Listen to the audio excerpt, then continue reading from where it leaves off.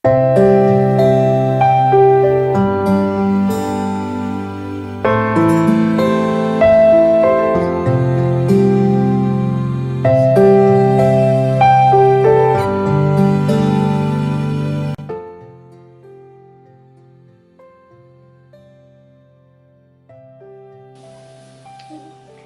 достар, менің арнама қош келдіңіздер. Бүгін мен мынандай торт пісіреміз. Қызыл бархат торты. Батырханға арнап пісірдік.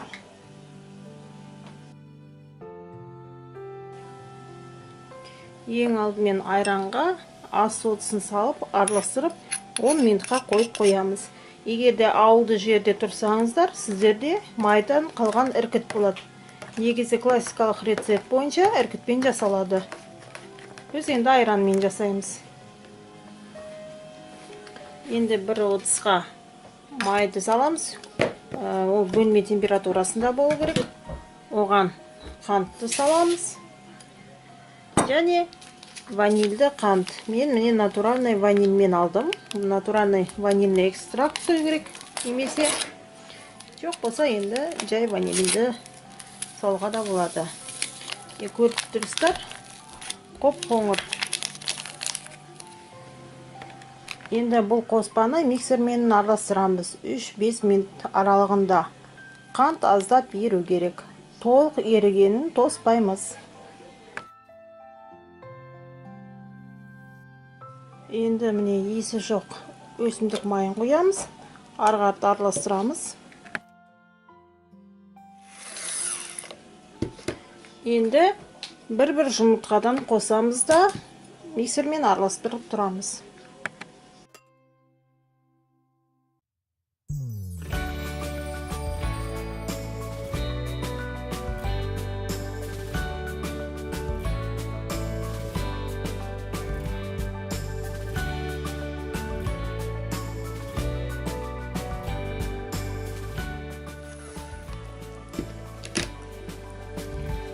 Енді бұған жаңағы көпіршіген айранымызды қоямыз. Және бір ас қасық 6% алма уксусын немесе шарап уксусын қоямыз. Бір келкі болғанша тағы да араластырамыз.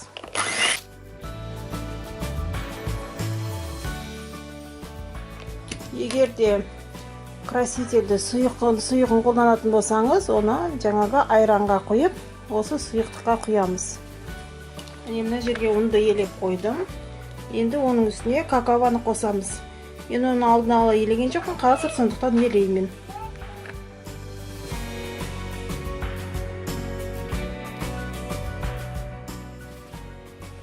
Енді бұнда разрыхлителді қосамын.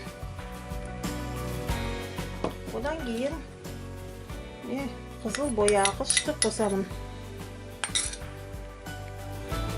Енді мына венчикпен араластырамын жақсы, бір келкі болғанша.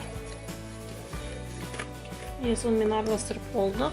Енді оны мына сұйық массамызға саламыз да, тағы да араластырамыз. Миксермен бастағандықтан, миксермен арғарда араластыра беремін. Көп араластырып тұрудың қажеті жоқ, тек бір келкі масса болса болды.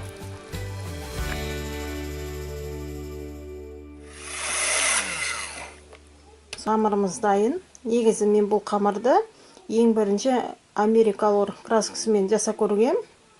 Одан кейін индийский краскамен жасайтын болдым. Қамырдың салмағы 1389 грамм болды. Оны 3-ке бөлгенде 463 граммнан келеді екен. Тағы да бір айта кететін жайт, бұл тортты кейбіреу какао қоспай пісіреді, бірақ какао қоспаса дәмі онша емес. Мен пісіріп көрдім.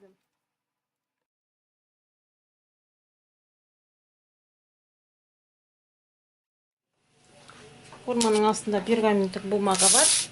Форманы бұлай айналдырып жерге болады. Воронка жасап. 175 градуста қызып тұрған пешке 25 минутқа қоямыз. Зубочисткамен пісқан-піспаған тексереміз. Формада 5-10 минут суытамыз да, оны формадан босатамыз. Келесі қамырды құямыз. Пышақпен енді форма бойынша жүріп өтеміз. Міне осылай формадан аламыз да, мына сияқты темірлерге қоямыз. Қағазын әзірше алмаймыз. Тортымызға арналған 3 коржды кезекпе-кезек пісірдік. Енді әрден суығаннан кейін оны мынандай пищевая пленкаға ораймыз да холодильникке 1-2 сағатқа қоямыз.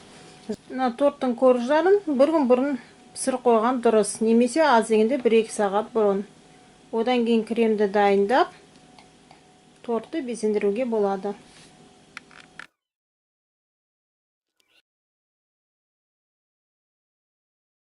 Оған бізге мынандай сливки керек, натуральный сливки, 33%-тен аз болмау керек, қандай түрі болса да. Және бізге оған крем-чиз керек, сыр, Филадельфия, менде иранский калих деген бар, креметті бар, қайсы болса да. Және сахарная пудра. Сахарная пудраны магазиндерде мынандай сатады, кондитерлік магазинде мынандай пакетпен сатады. Қайсын алсаңыз да болады. Әтеге бәрін өзінің сыртымен көрсетіп тұрмын сіздерге. Қандай бұл сұрақтарыңыз болады.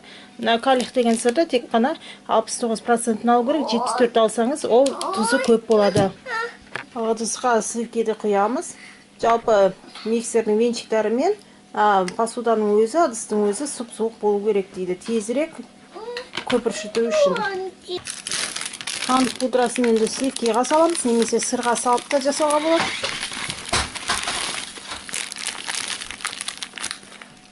Жарысын сырға қалдырып қоюға болады. Енді ақырындап араластырамыз. Сливкиді алдымен төменгі скоростта, одан кейін жоғары скоростта араластырамыз. 1-3-5 минут аралығында. Миксердің қуаттылығына байланысты болады.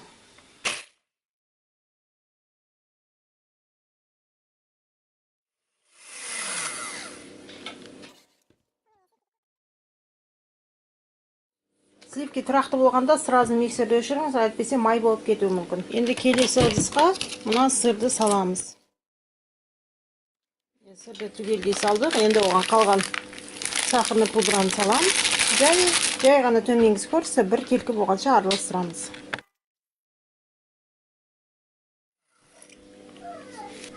Мына сливкиға мына кремнен біртіндеп салып, осы жай ғана лопатамен араластырамыз. Немесе наоборот, мына сырға сливки салуға болады.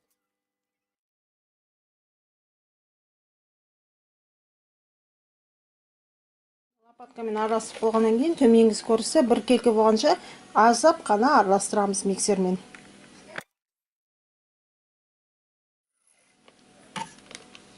Креміміз дайын. Мынандай осындай воздушный крем.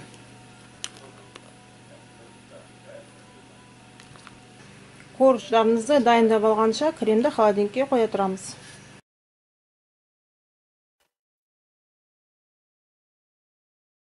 Шапчика болса, бетін кесіп тастауға болады. Крошкамен ұнтақтайтын болсаңыз. Үстіне крошка жасамасаңыз, осы қалпында да қоя салуға болады.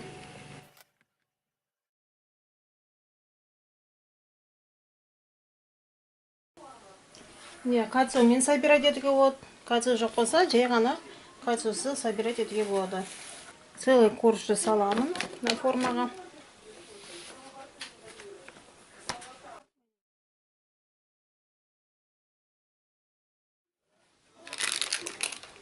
Так, ұшын 1 сантиметрға құямыз. Крем дайын. Енді мынаның ішіне кремді жүргізіп өтеміз. Бірінші мына шетінен бастаймыз.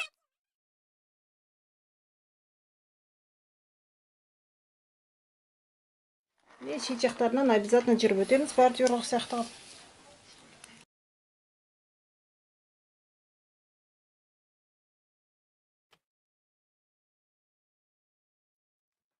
Үлкен лента салған неудобно. Сондықтан міне қасықпен жүріп өтеміз. Осы жол мен сұйықтау крем қолдандым кішкене.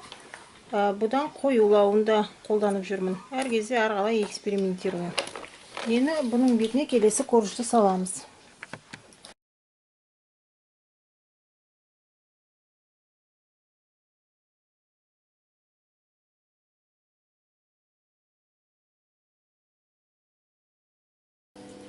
Кремді жағып болдық. Енді келесі кожды саламыз, бірақ тегіс бетімен бері қарай саламыз. Бетін түзеңіздер. Егер де сыртын басқа креммен тегістейтін болсаңыздар, онда осы қалпы холодильникке қоюға болады, бетін аздап бастырып, дөңес болмау үшін. Ал егер де осы креммен бас аяғына дейін алдыңғы креммен жасайтын болсаңыздар, онда кальцоны шешіп жасай беруге болады. Кальцоны шешемін, сыртына басқа крем жақпаймын, осы креммен ары қарата жалғастырамын. Бұл яғни тегістеуге вранияға келмейтін крем. Бұл жіп жұмсақ мынандай крем.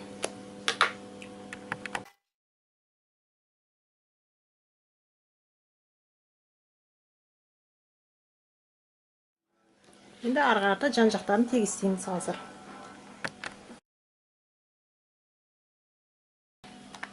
Шелдер болса, шелдің бәріне жағамыз.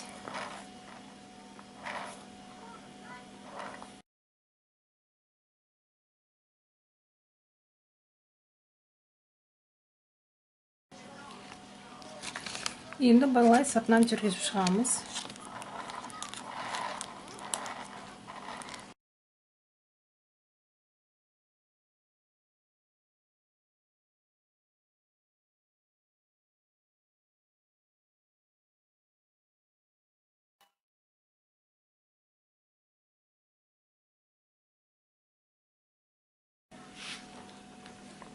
Сонымен міне торты приблизительно выравнивать етіп қойдым. Бұл крем жидкилау, сұйықтау. Крошкаға бұны тақтаймыз.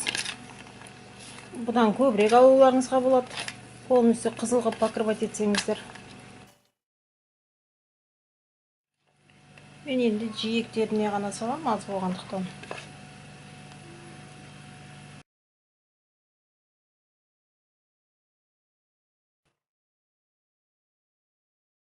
Менде мынандай кептірілген вишня бар, сонымен безендіремін.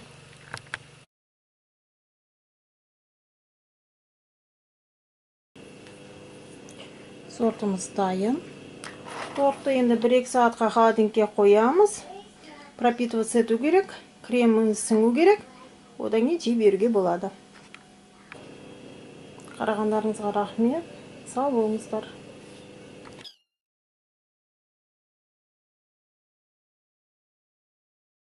Тортты жасағанда 2 түрлі крем қолдануға болады. Ішіне 1 крем наполнение жасауға, және сыртын түзеп өңдеуге более устойчивый крем жасауға болады.